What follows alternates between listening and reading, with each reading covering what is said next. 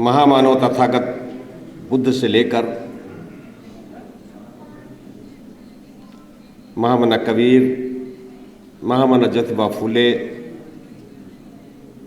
माता सावित्रीबाई फूले, साहू जी महाराज, युग पुरुष बाबा साहब डॉक्टर अंबेडकर और एक लंबी फेहरिस्त, चाहे भारतीय परिवेश में या पूरी दुनिया के आधार पर जिन्होंने मानवता के लिए कार्य किया है, उनके विचारों, संघर्षों और उपलब्धियों को मैं नमन करता हूं और अपनी बात प्रारंभ करना चाहता हूं।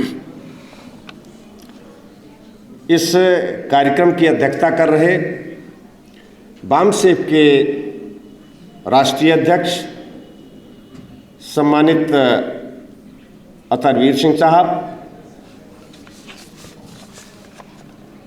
और अरुणाचल प्रदेश से इंफॉर्मेशन कमीशन की कमिश्नर हमारे बीच बैठी बहन सोनम उड्रान जी, अकेला साहब आवाज़ हमारी सुन रहे होंगे, बाहर हैं। संचालन कर रहे माननीय मिश्रीलाल जी जो महासचिव हैं राष्ट्रीय, भाई पूजाराम सोनकर जी भी यहाँ मंच से उतर गए हैं, नीचे कहीं होंगे। हमारे छोटे भाई हैं, एक छोटे भाई हमारे और बैठे हुए हैं जो श्रावस्ती प्रधान संघ के अध्यक्ष भी हैं और पूर्व डीजीसी हैं, आदरणीय मनीराम मौर्य जी।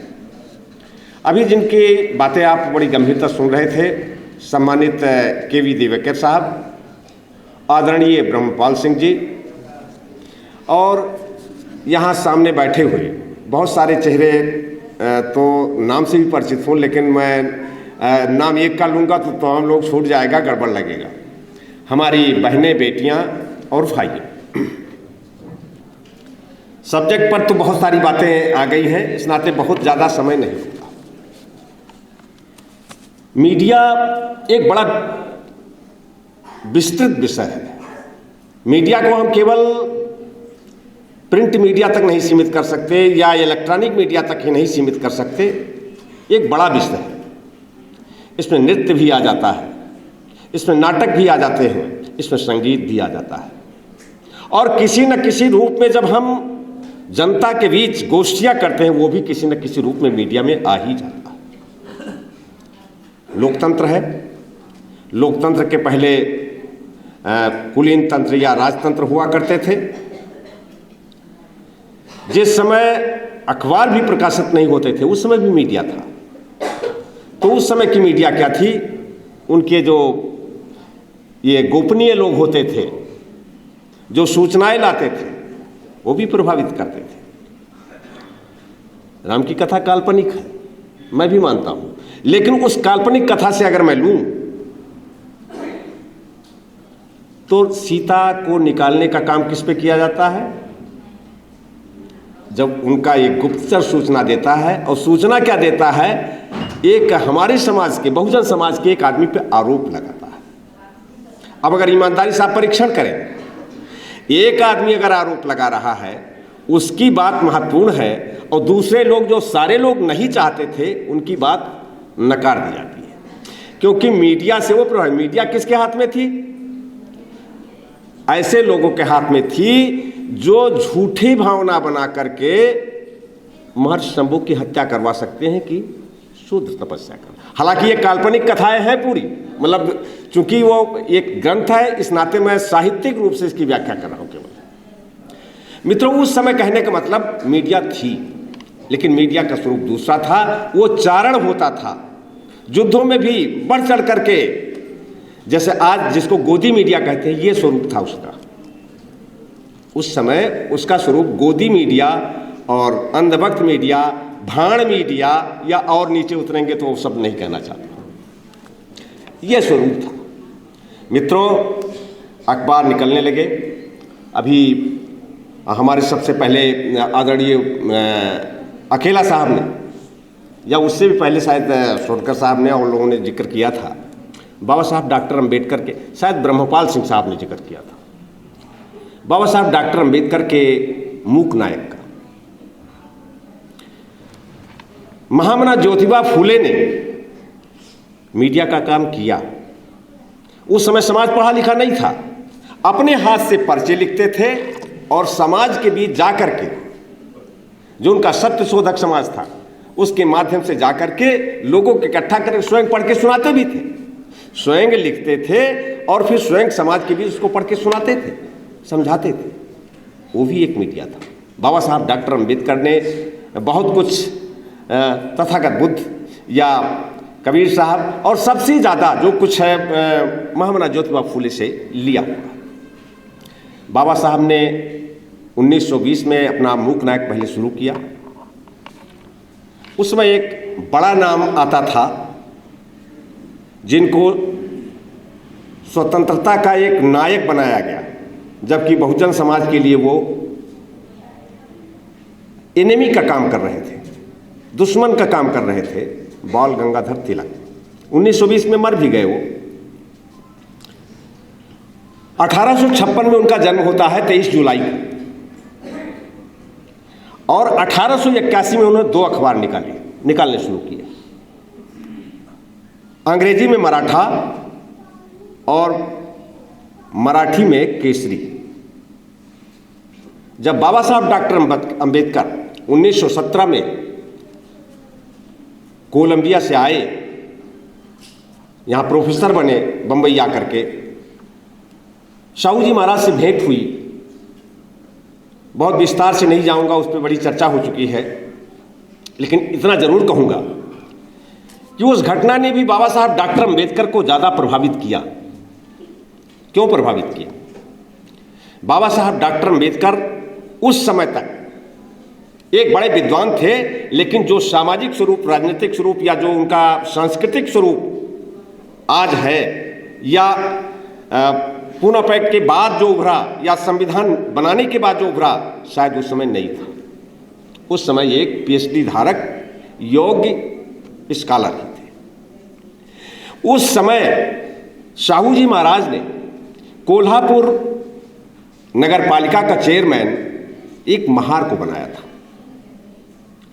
जब कोल्हापुर नगर पालिका के चेयरमैन ने उनसे बताया कि हमारे समाज का एक लड़का कोलंबिया से पीएचडी करके आया हुआ है, तो साहू जी महाराज की हैसियत उस समय ये थी कि निवेदन के साथ आमंत्रण भेज देते तो भी बाबा साहब आ सकते थे, लेकिन उन्होंने ये नहीं किया। नगर पालिका के चेयरमैन को साथ लिया और बाबा साहब डॉक्टर अम्बेडकर का निवास ढूंढते हुए वो बंबई गए, उनके घर पर गए। निश्चित रूप से घटना ने बाबा साहब अम्बेडकर को प्रभावित किया कि कोल्हापुर स्टेट का एक राजा मुझसे मिलने आया। ये एक बड़ी बात थी उस समय। इसी के बाद मूक नायक अखबार निकाला। मूक नायक अखबार का संपादक के रूप में उस समय नंदराम भटकर जी थे। स्वयं बाबा साहब, हालांकि उसमें जो लेख छपे सब बाबा साहब डॉक्टर अम्बेडकर ही लिखते थे, लेकिन संपादन का कार्य उस समय भटकर साहब। उस समय मूक नायक के विज्ञापन के लिए तिलक से कहा गया था कि वो अपने केसरी में, मराठा में उसका विज्ञापन छाप दें। जिस आदमी ने मूक नायक अखबार का विज्ञापन छापने से मना कर दिया, उसे मीडिया ने, इस देश की गोदी मीडिया बाद में नाम आया है, मैं तो कहता हूं उस समय से लेकर वो मीडिया वही काम कर रही थी, उसने इस देश के स्वाधीनता का नायक बनाया उसे। मित्रों, आज जो ये सब्जेक्ट है, सामाजिक परिवर्तन के आंदोलन को प्रभावित करता भारतीय मीडिया, सामाजिक परिवर्तन और सामाजिक न्याय, ये 2 बड़े शब्द हैं। और इन शब्दों से, जिसको आप ब्राह्मणवादी समाज कहते हैं, ब्राह्मणवादी विचारधारा कहते हैं, मनवादी विचारधारा कहते हैं, विषमतावादी विचारधारा कहते हैं, पुरोहितवादी विचारधारा कहते हैं, यथास्थितिवादी कहते हैं, जो भी नाम ले लें, इन नामों से उसकी रूह कांपने लगती है। अगर वास्तव में आप सामाजिक परिवर्तन के क्षेत्र में काम कर रहे हैं तो ये सामाजिक परिवर्तन का जो आंदोलन है, आंदोलन क्यों है और ये मीडिया कैसे प्रभावित करती है, ये 2 विषय। हमारे देश की सामाजिक व्यवस्था जिसको सांस्कृतिक व्यवस्था के आधार पर बनाया गया, जिसको धर्म का नाम देकर के उसके आधार पर इस देश की सामाजिक व्यवस्था बनी हुई है, दूसरे देशों की व्यवस्था से बिल्कुल अलग है। दूसरे देशों में जो कम्युनिज्म के आंदोलन चले, क्योंकि वहां वर्ग थे, अमीर और गरीब था। हमारे यहां वर्ग नहीं। यद्यपि बाबा साहब डॉक्टर अम्बेडकर ने संविधान में वर्ग ही बनाया, वर्ण खत्म किया, लेकिन हमारे यहां वर्ण था। और वो वर्ण भारतीय संविधान बनने के बाद भी किसी न किसी रूप में इसी गोदी मीडिया के सहारे, इसी भाण मीडिया के सहारे आज भी पूरी तरीके से मजबूती के साथ खड़ा। और जो ये वर्ण व्यवस्था है, वर्ण व्यवस्था ही हमारे सामाजिक हकों को खाती है, धर्म के नाम पर खाती है। और जो सामाजिक व्यवस्था है पूरी तरीके से इस देश की वर्ण व्यवस्था का रूप है, अलग से कुछ नहीं है। इसी के लिए हमारे महानायकों ने सदैव आंदोलन किया और बाबा साहब डॉक्टर अम्बेडकर ने इसी को संविधान में वर्ग के रूप में परिवर्तित करके इसको समाप्त करने का प्रयास किया। इसीलिए जब 26 नवंबर को बाबा साहब डॉक्टर अम्बेडकर ने संविधान सौंपा, तो अभी इसके पहले सत्र में इसकी चर्चा आई थी। उन्होंने कहा, आज हम दोधारी जिंदगी में प्रवेश कर रहे हैं, दोहरी जिंदगी में प्रवेश कर रहे हैं। एक तरफ हमें राजनीतिक समानता, एक व्यक्ति का एक वोट का एक कीमत, ये अधिकार मिल गया है, लेकिन सामाजिक और आर्थिक गैर बराबरी मौजूद है। अगर जिनके हाथ में इस देश की सत्ता आ रही है, उन्होंने इस खाई को ईमानदारी से नहीं पाटा, तो बड़ी मेहनत से बनाया गया भारतीय संविधान ये धूल से कर देने की बात उन्होंने कही। इस बात को हमारा समाज उस समय शिक्षा में बहुत कम था, हमारे समाज ने इस बात को नहीं समझा, लेकिन चालाक लोगों ने इस बात को समझा और वहीं से इसको दूसरा रूप दिया। अगर हम देखें तो जिसको पूरी दुनिया में चर्चा में बनाया गया, बाबरी मस्जिद और राम जन्मभूमि का आंदोलन, 26 नवंबर को बाबा साहब ये स्पीच देते हैं और 21 और 22 दिसंबर की रात में 1949 में बाबरी मस्जिद के अंदर मूर्तियां रख करके सांप्रदायिक तनाव पूरे देश में फैलाया। इसको जोड़ना चाहिए हमारे लोग, कहां से जुड़ता है इतना। मित्रों, मीडिया उनके हिसाब से काम करती रही और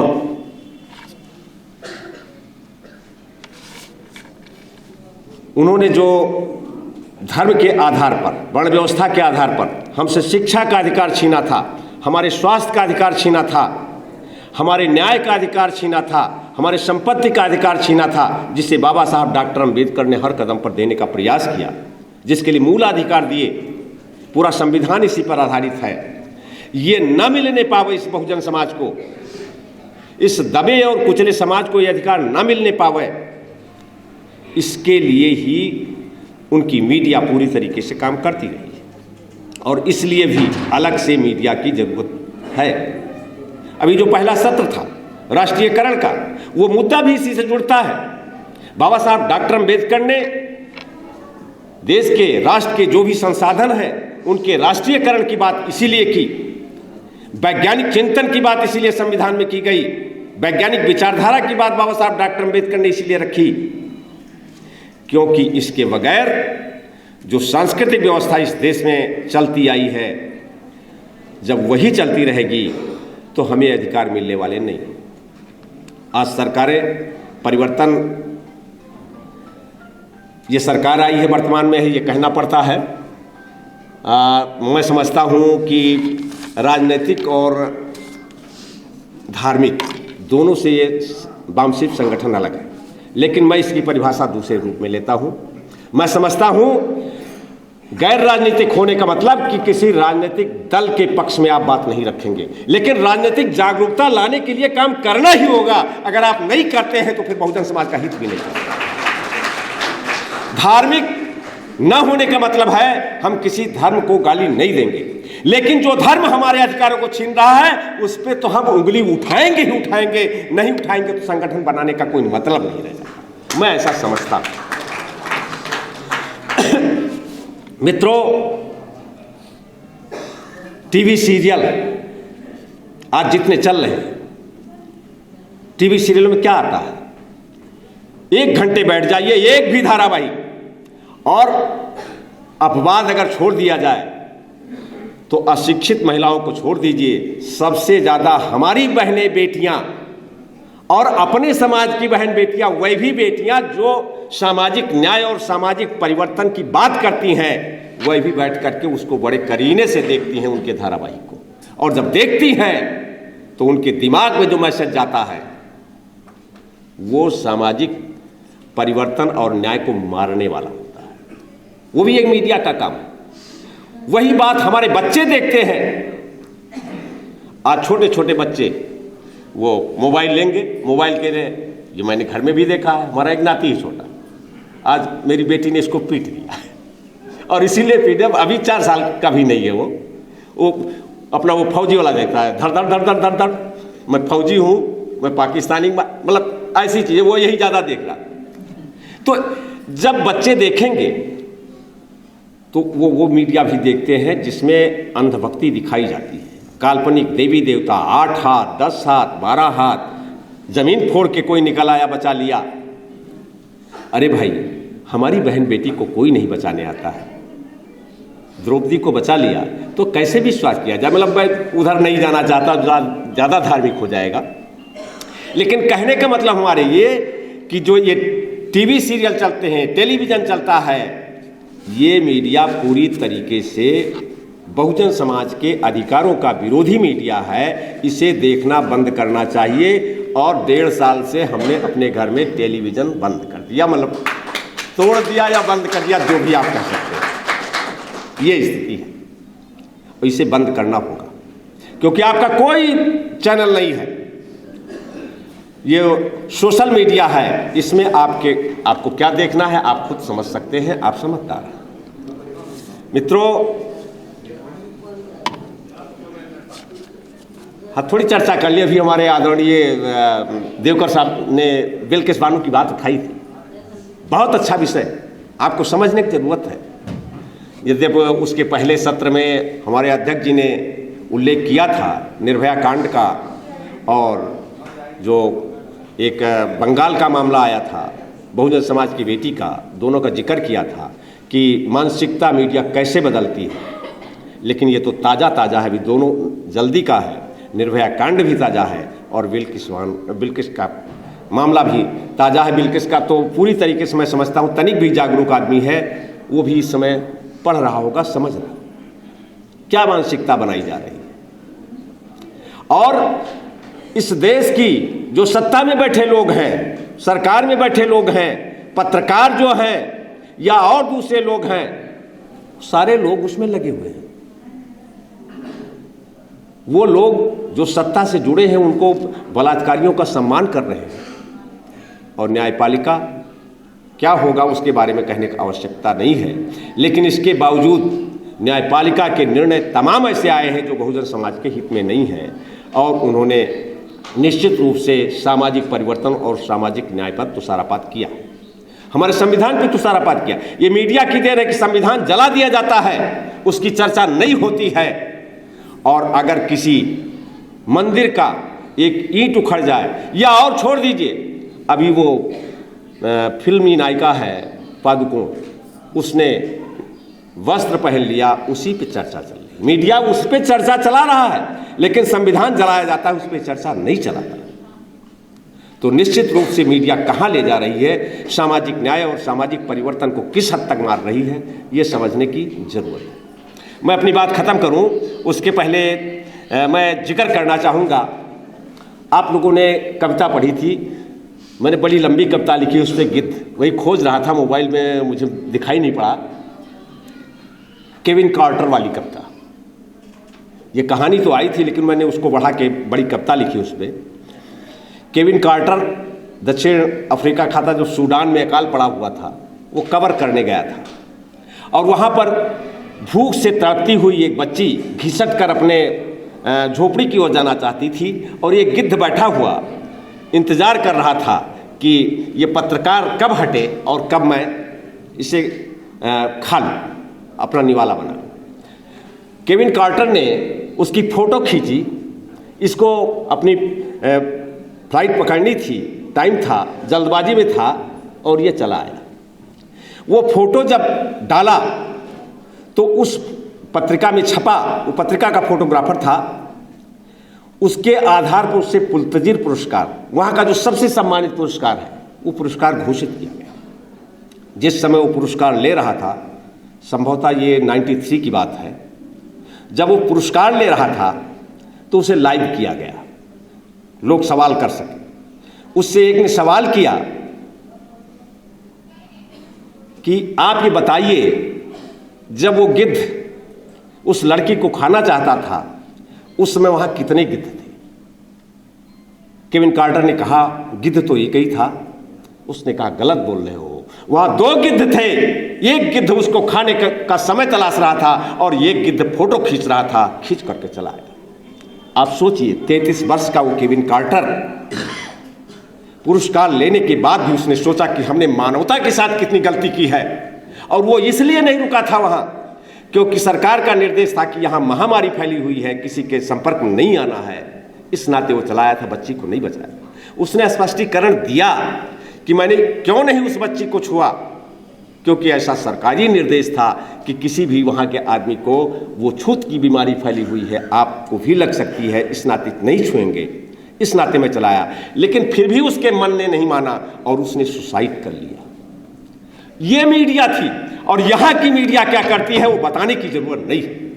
तो जब मीडिया इस तरीके की, अपने देश की मीडिया भाड़ मीडिया बन जाए, तो आपको अपना मीडिया शुरू करना ही होगा। और हमारे पास कुछ सोशल मीडिया जो है वो तो है ही है, उनको हम जो सहयोग कर सकें करें, करना चाहिए। अभी वो प्रोफेसर साहब थे, वो भी एक अम्बेडकर नामा के नाम से चलाते हैं। अभी नीरज जी आ रहे हैं, रास्ते में हैं, नेशनल जनमत चलाते हैं। शंभू कुमार जी हैं, नेशनल दस्तक चलाते हैं। बहुत सारे लोग चला रहे हैं, उनको हम कोऑपरेट करें। गांव स्तर पे, छोटे स्तर पे यूट्यूब से हम चलाएं, किसी को निकालें। हर जिले में अगर लोग चलाएं, वो बनाएं अपना यूट्यूब का चैनल, तो उससे कम से कम जिले में तो चला सकते हैं, उनको हम कोऑपरेट करें। प्रिंट मीडिया का बड़ा क्रेज़ हमारे ख्याल से आज नहीं रह गया, लेकिन इस मोबाइल से यूट्यूब का चैनल कम से कम जिले स्तर पे तो हम लोग भी चलवा सकते हैं। इस नाते हमारा उधर प्रयास होना चाहिए। प्रयास नहीं होगा तो सामाजिक न्याय और सामाजिक परिवर्तन के क्षेत्र में एक बड़ा बाधा नहीं, हम तो कहते पहाड़ बन करके, एवरेस्ट बन करके ये गोदी मीडिया खड़ा हो गया है। इसको धक्का देना ही पड़ेगा। बिना इसको धक्का दिए सामाजिक परिवर्तन और सामाजिक न्याय की बात हम आम आदमी तक नहीं करेंगे। आदरणीय अकेला साहब है, मैं 2 मिनट चर्चा कर लूँ, सब्जेक्ट से थोड़ा बाहर। उन्होंने चूंकि चर्चा किया था, इस नाते चर्चा की। छत्रपति शिवाजी महाराज, मैं भी ऐसा ही समझता था, मैं भी बोलता था कि पैर के अंगूठे से राज तिलक किया गया। किसी बड़े इतिहासकार ने इसको नहीं लिखा है। सर यदुनाथ सरकार ने इतना जरूर लिखा है कि राज तिलक नहीं किया गया, करने से इनकार कर दिया, और बड़ा पैसा लेने की बात गागा भट्ट ने, जो उस समय का वहाँ का बड़ा ज्योतिषी और बड़ा उस टाइप का ब्राह्मण था, उसने किया। उनके मंत्री आवाजी सुंदर, हम भी बोलते थे, जो ये बोले हैं वही हम भी बोलते थे। अपनी किताब में उसको उल्लेख भी किया, शिवाजी का राज तिलक में उन्होंने विस्तार से उल्लेख किया कितना पैसा दिया। लेकिन जो छत्रपति शिवाजी कुलकर्णी की हत्या से भी पीछे नहीं आता है, अपने ही एक सेनापति को जब वो समय पर रसद नहीं पहुंचाता है उनके एक मुसलमान सेना नायक को, उसके लिए उसको दंडित करता है, तो वो शिवाजी पैर के अंगूठे से राज तिलक करवा लेगा जिसके आगे औरंगजेब भी थर्राता है। मैं इस बात को मानने को तैयार नहीं हूं। ये कहां से आ गया ये भी बताना चाहता हूं। ये इसलिए दिया गया, जिस तरीके से चंद्रगुप्त मौर्य को कुलहीन कह करके और चाणक्य जैसे कल्पित पात्र को खड़ा किया गया ताकि चंद्रगुप्त की वीरता कम आंकी जाए, जिस तरीके से कबीर की विद्वता के नाते उसे एक विधवा ब्राह्मणी से दिखा गया, रामानंद को जबरदस्ती उनका गुरु बना दिया गया, जबकि रामानंद वैष्णव संप्रदाय के हैं, कबीर उस प्रथा के नहीं है। तो उन स्थितियों में जैसे रामानंद को कल्पित ढंग से खड़ा कर दिया गया उनका गुरु बना करके, जिस तरीके से रामदास को जबरदस्ती शिवाजी का गुरु बनाया गया, कोणदेव को उनका सहयोगी बनाया गया, ठीक उसी तरीके से बात भी काल्पनिक तरीके से शिवाजी के शौर्य को खत्म करने के लिए किया गया है। इससे भी हमें होशियार रहने की जरूरत है। जय विज्ञान, जय संविधान।